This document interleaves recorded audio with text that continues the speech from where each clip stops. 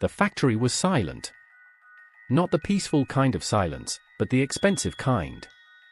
Every second that passed meant thousands of dollars lost. And one problem was about to teach one of the richest men in the world a lesson about value. In 1920, a massive electric generator at one of Henry Ford's factories suddenly shut down. The entire production line froze. For 5 long days, Ford's best engineers tried to fix it. They inspected every wire, tested every connection, reviewed every blueprint.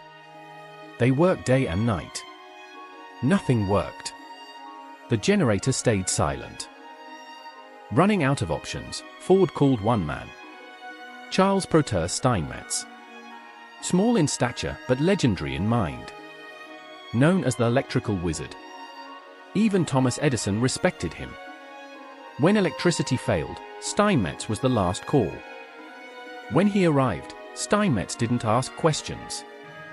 He didn't give orders. He asked for only 3 things: a chair, a notebook, and silence. He sat beside the generator for hours. To everyone watching, it looked like he was doing nothing. But his mind was working through decades of experience. He felt the machine, listened to its hum, noted tiny changes in temperature, mapped the system in his head like a blueprint only he could see. Then he stood up. "I need chalk." Steinmetz walked to the generator and drew a single X. "Open this panel," he said. "You'll find a damaged coil. Replace it." The engineers hesitated, but followed his instruction. Behind the chalk mark was exactly what he predicted. They fixed it. The generator roared back to life. 2 weeks later, Ford received a bill, $1,000. He asked for an itemized breakdown. Steinmetz replied, "Making one chalk mark, $1. Knowing where to put it, $999. Ford read it twice, then signed the check.